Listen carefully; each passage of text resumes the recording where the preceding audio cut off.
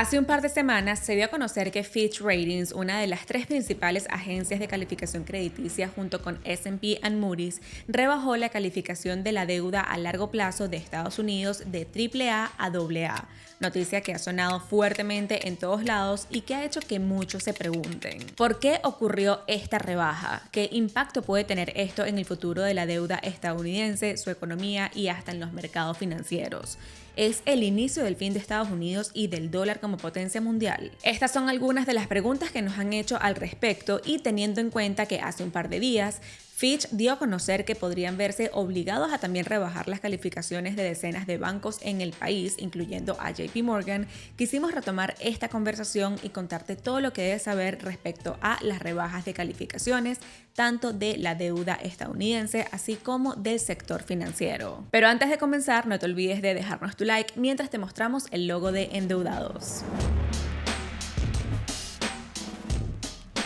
Hola, yo soy Andrea y bienvenidos una vez más al canal. Fitch, como ya sabemos, es una de las tres principales agencias de calificación crediticia que evalúa la capacidad de una empresa o de un país para pagar sus deudas. El gobierno de Estados Unidos se encuentra entre los más endeudados del mundo, pero esto no significa que hayan tenido problemas para pagar sus obligaciones y por ende cuenta con una de las mejores calificaciones crediticias entre países desarrollados del mundo entero. Es por esto que se considera que invertir en bonos del gobierno estadounidense es una de las inversiones más seguras que hay y de hecho se toma como base para definir el nivel de riesgo y recompensa de otro tipo de inversiones, ya que el país no solamente nunca ha dejado de pagar sus obligaciones, sino que se espera que sea altísimamente improbable que esto llegará a ocurrir. Estas agencias utilizan escalas para calificar el riesgo de una empresa o un país de no realizar sus pagos a tiempo completos, lo que ayuda a inversores a tener una idea del historial crediticio de los mismos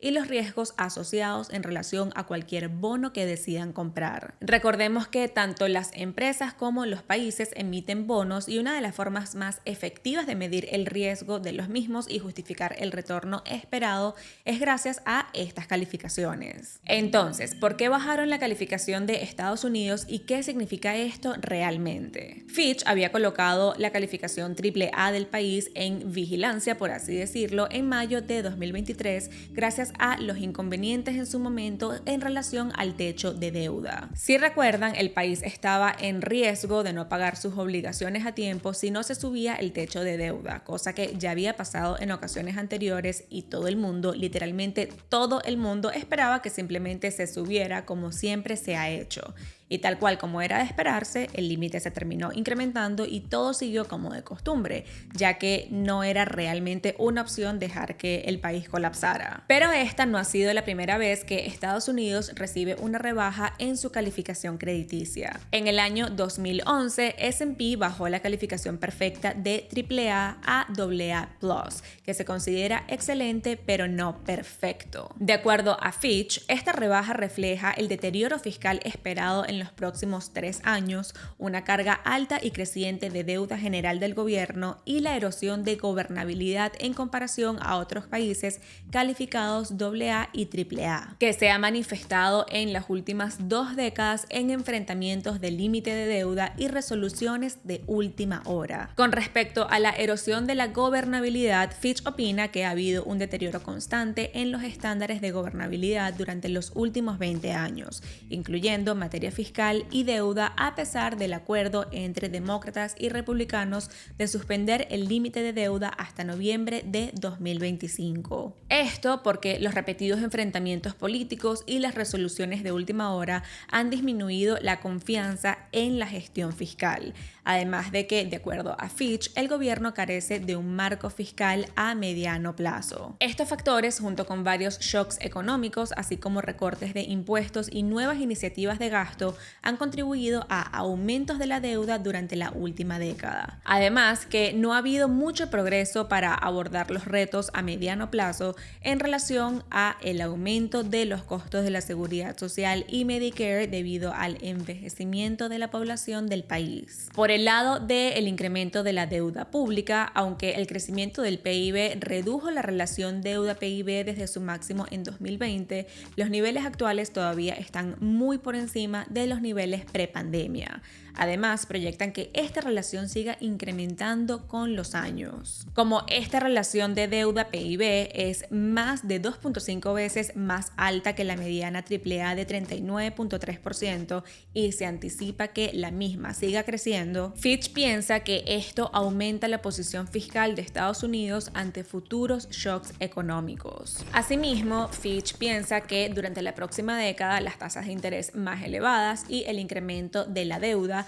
aumentará la carga de los intereses por pagar, mientras que el envejecimiento de la población y el aumento de los costos de la atención médica aumentarán el gasto de las personas de la tercera edad por faltas de reformas en la política fiscal. La Oficina de Presupuesto del Congreso, o CBO por sus siglas en inglés, proyecta que el Fondo del Seguro Social se agotará para el 2033 y el Fondo Fiduciario del Seguro Hospitalario, que es utilizado para pagar parte de los beneficios de Medicare, se agotará en 2035 según las leyes actuales, lo que presenta problemas adicionales para la trayectoria fiscal a menos que se tomen medidas muy pronto. Estas son las bases de la justificación para la reducción y hasta ahora todo parece terrible, pero hay que tener en cuenta que con todo y esto Estados Unidos todavía tiene una de las calificaciones crediticias más altas de todo el mundo. Y también justificaron el razonamiento para mantener dicha calificación, que incluye una economía grande, avanzada, bien diversificada y de altos ingresos,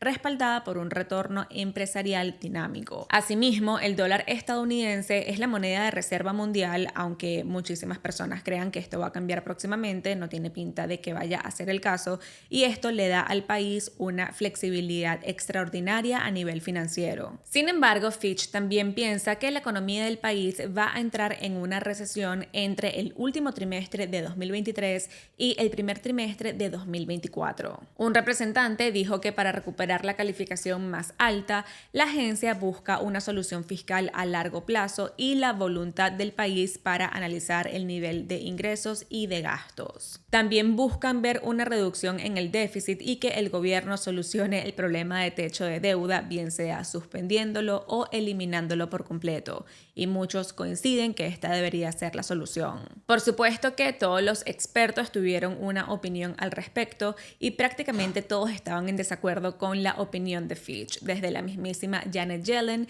hasta el propio Jamie Dimon. Y aunque los mercados reaccionaron de forma negativa a la noticia, en líneas generales no se espera que esto pueda tener un mayor impacto en los rendimientos a la larga. Pero lo cierto es que si otras agencias comienzan a tomar medidas similares, esto podría generar cierto pánico colectivo que puede tener impactos más fuertes tanto a corto como a mediano plazo. A fin y a cabo, recordemos que la deuda estadounidense se basa en la confianza y el crédito del gobierno, y si esto se deteriora de forma considerable puede tener implicaciones mucho más serias. Asimismo, todos sabemos que las únicas maneras de reducir el déficit y volver a niveles más sanos de deuda es subiendo impuestos o recortando gastos, e idealmente una combinación de ambas cosas. Está claro que Fitch y posiblemente otras agencias crediticias quieran ver esto en el futuro. Jamie Dimon, por su parte, dijo que esta rebaja realmente no importa mucho, ya que es el mercado y no las agencias crediticias las que determinan los costos de endeudamiento.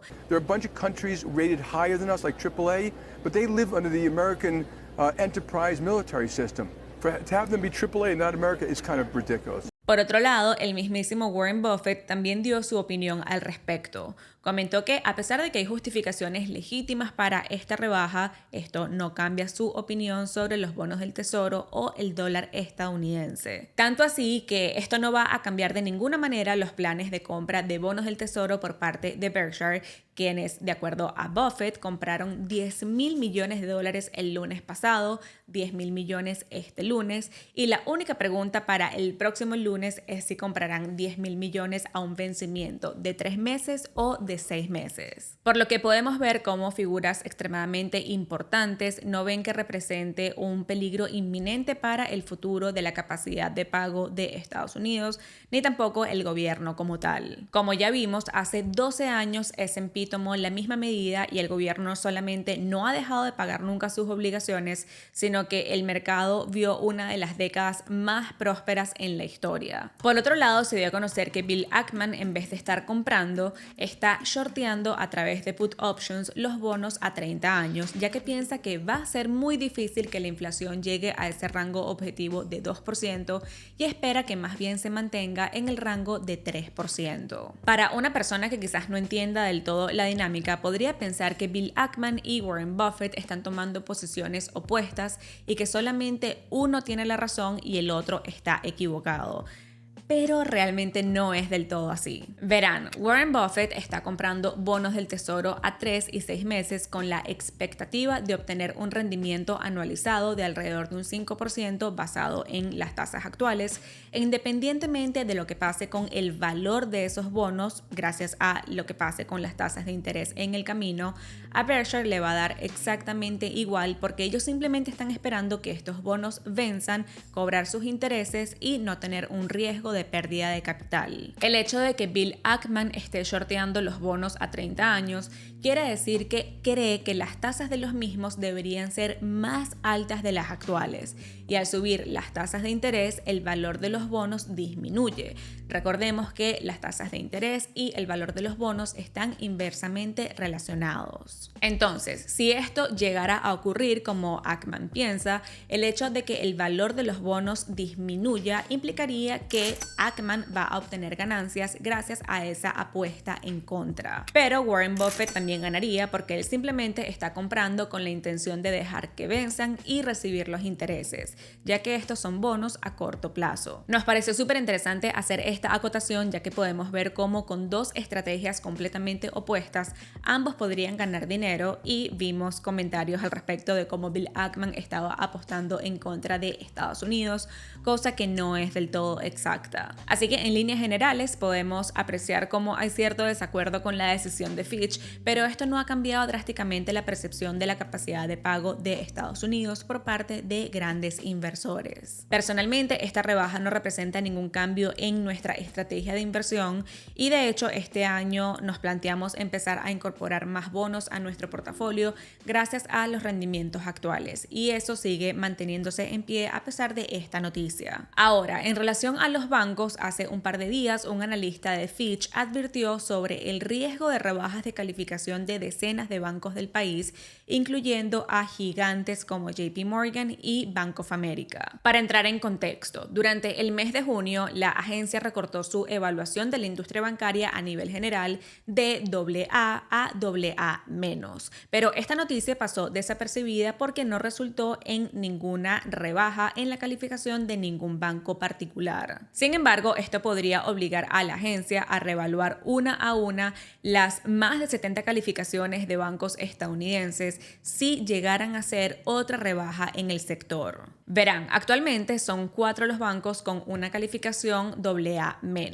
Chase, Bank of America, Bank of New York Mellon y State Street. Lo que ocurre es que si la industria llegara a recibir otra rebaja en su calificación, estos bancos estarían por encima de la calificación de la industria, y esto no puede ocurrir, lo que significa que tendrían que rebajar la calificación de estos 4 bancos y posiblemente las de los bancos por debajo de estos, llevando a algunos a territorio no invertible o basura. Esto a su vez se puede traducir en mayores costos para estos bancos, ya que al considerarse más riesgosos, los inversores posiblemente van a exigir mayores rendimientos por estos bonos, teniendo un efecto directo en sus resultados operativos. Fitch hizo esta rebaja en junio en parte por las quiebras de los bancos regionales en el país y la incertidumbre en torno a las tasas de interés. Moody's, por su parte, redujo la calificación de 10 bancos pequeños y medianos y advirtió que vendrían reducciones para otros 17 bancos, incluyendo grandes como Truist y US Bank,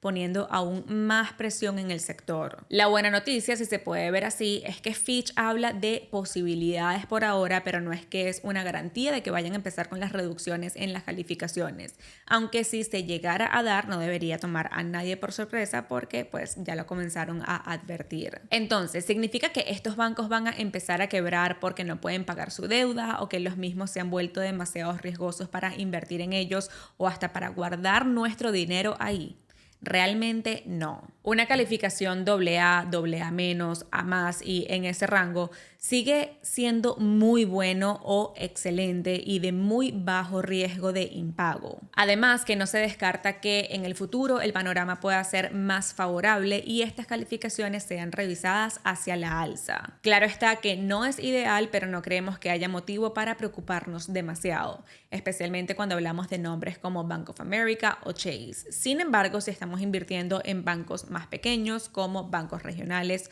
directamente comprando sus acciones o comprando bonos aprovechando que están dando rendimientos más altos de la media, sí deberíamos ir con muchísimo más cuidado, especialmente mientras se mantiene esta incertidumbre en la industria. Así que, como de costumbre, todo queda en manos de la Fed y bueno, un tanto en las manos de estas agencias crediticias. Esperamos que te haya gustado este video y de ser así no te olvides de dejarnos tu like, tu comentario y considera suscribirte al canal si aún no lo has hecho. Bye.